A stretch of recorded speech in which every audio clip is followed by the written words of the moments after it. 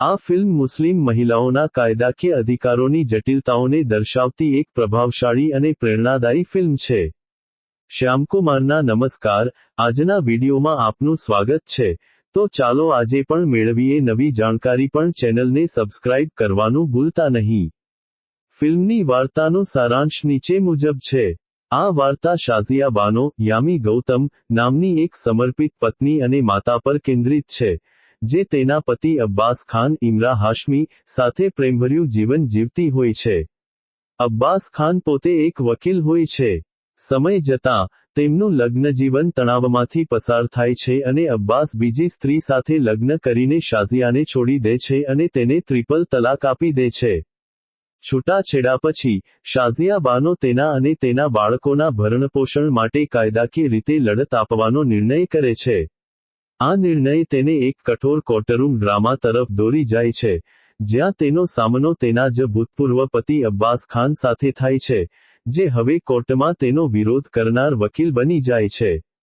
શાઝિયાની આ લડાઈ માત્ર અંગત સંઘર્ષ પૂરતી સીમિત રહેતી નથી, પરંતુ તે ભારતમાં લાખો મુસ્લિમ મહિલાઓના સમાન અધિકારો અને ન્યાયની માંગણીનો અવાજ બની જાય છે. આ કેસ ઝડપથી એક રાષ્ટ્રીય ચર્ચાનું કેન્દ્ર બની જાય છે, જે મુસ્લિમ પર્સનલ લો અને ભારતીય બંધારણીય કાયદામાં મહિલાઓના હક અંગેના મૂળભૂત પ્રશ્નો ઊભા કરે છે. આ ફિલ્મ એક એવી સ્ત્રીની સ્થિતિસ્થાપકતા અને સંકલ્પ દર્શાવે છે જે ધાર્મિક કાયદાઓ અને સામાજિક દબાણ સામે ઊભી રહીને પોતાના હક અધિકાર માટે લડે છે, અને અંતે તે સુપ્રીમ કોર્ટના ઐતિહાસિક ચુકાદા દ્વારા ઇતિહાસ રચે છે. ફિલ્મ હકને ફિલ્મ વિશ્લેષકો અને પ્રેક્ષકો તરફથી મોટે ભાગે સકારાત્મક અને પ્રભાવશાળી પ્રતિસાદ મળ્યો છે. વિવેચકોએ આ ફિલ્મને એક દમદાર અને સંવેદનશીલ કોર્ટરૂમ ડ્રામા ગણાવી છે. વિશ્લેષકોના મતે ફિલ્મના મુખ્ય હકારાત્મક પાસાઓ નીચે મુજબ છે. અભિનય પરફોર્મન્સીસ. અભિનેતાઓના અભિનયની ખૂબ પ્રશંસા કરવામાં આવી છે. ખાસ કરીને, યામી ગૌતમ ધરને તેના, શાઝિયા બાનો, ના પાત્ર માટે કારકિર્દીનો શ્રેષ્ઠ અભિનય કરિયર બેસ્ટ પરફોર્મન્સ આપવા બદલ બિરદાવવામાં આવી છે. તેણીએ પાત્રના પીડા, સંકલ્પ અને ગૌરવને અદ્ભુત સંયમ સાથે રજૂ કર્યું છે.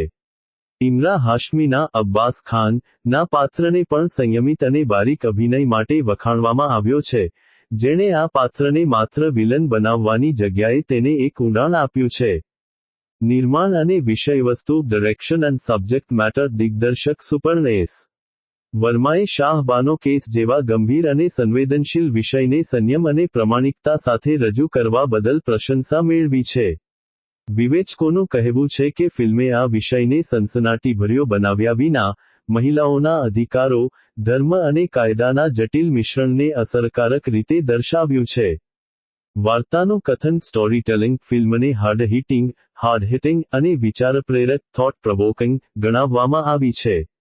આ ફિલ્મ માત્ર કાનૂની લડાઈ જ નહીં, પરંતુ એક ત્યજી દેવાયેલી સ્ત્રીની વ્યક્તિગત પીડા, આત્મસન્માન અને સ્થિતિસ્થાપકતાની વાર્તા તરીકે દર્શકોના દિલને સ્પર્શે છે. સંવાદોને શક્તિશાળી અને યાદગાર ગણાવવામાં આવ્યા છે. નકારાત્મક પાસાં. Points of critic. કેટલાક વિશ્લેષકોએ એવું જણાવ્યું છે કે ફિલ્મની ગતિ કેટલીક જગ્યાએ થોડી ધીમી પડે છે, અને કેટલીક જગ્યાએ કોર્ટરૂમ ક્લીચ, જાણીતી પદ્ધતિઓ, નો ઉપયોગ જોવા મળે છે. જો કે આ ખામીઓ કલાકારોના મજબૂત પ્રદર્શન અને વાર્તાની પ્રામાણિકતા સામે ઝાંખી પડી જાય છે. નિષ્કર્ષરૂપે, ને વર્ષની સૌથી દમદાર અને જરૂરી ફિલ્મોમાંની એક માનવામાં આવે છે, જે સામાજિક ન્યાય અને લિંગ સમાનતાનો સ્પષ્ટ સંદેશ આપે છે.